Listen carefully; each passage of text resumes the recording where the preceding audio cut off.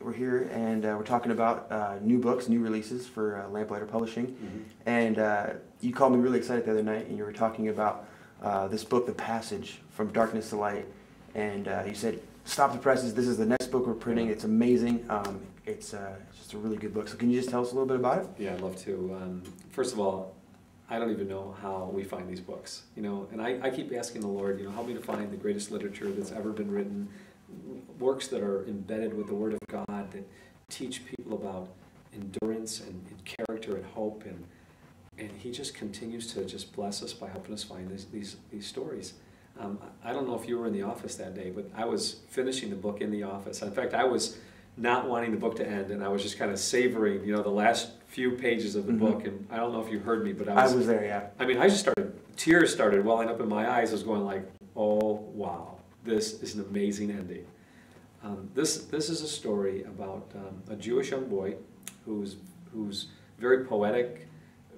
He's got a romantic side to him, to life. He just loves life, the beauty of life.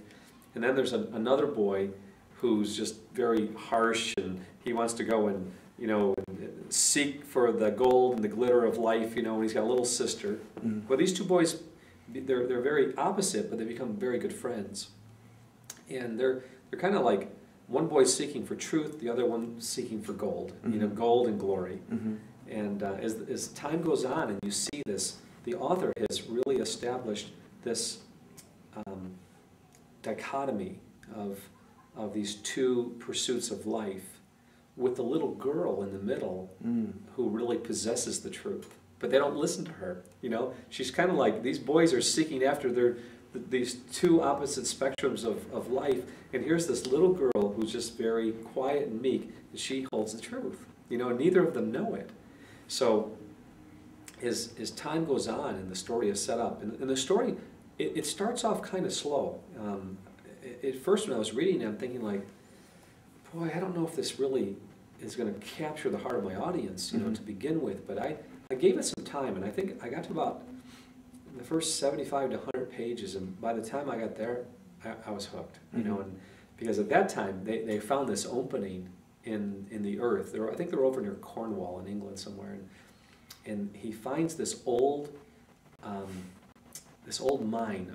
I'm not sure if it's a tin mine or what. I think it is a tin mine. And as they find the shaft, they're told that it's been closed up for years. It caved in at one time, and that'll stir the curiosity. Yeah. Oh yeah.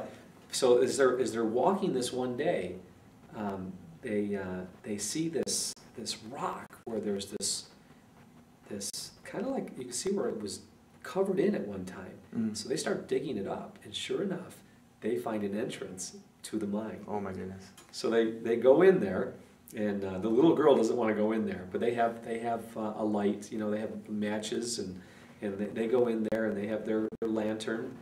But something happens where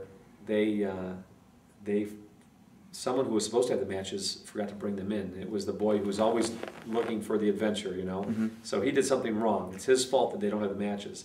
Well, they get in there, and the person who has the lantern falls, and the lantern goes out. And they're like probably a good... So they're in darkness. A couple 100 feet into this thing.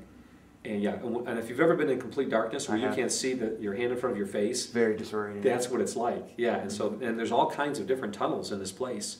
And they are lost. They're lost. They're in there for like 48 hours. Wow. They don't know what time it is. They don't know if night and day, what the difference is. And it's during this time in complete darkness where they all know they're probably going to die, that the little girl who possesses the light, the true light, she's able to share it with both of them. Wow. And it's there where they both are able to find the true light and the true answers to life. And I'm not going to tell you whether or not they're found, if they die there or not, but all I can tell you is this, that when I got to the last few pages of this book, I cried. Oh. Yeah, it was an amazing story. Amazing story. I'm really looking forward to this new book, and we'll probably be seeing it pretty soon. I heard it just went to the printers. Yes, in fact, I was going to the printer today. The cover is amazing. The cover on the White Gypsy that I was talking to you about earlier, it'll be our best cover ever. Both of them are in leather, and the debossing, the intricate debossing of these covers I almost cried again myself. It's just amazing. So. All right, thanks.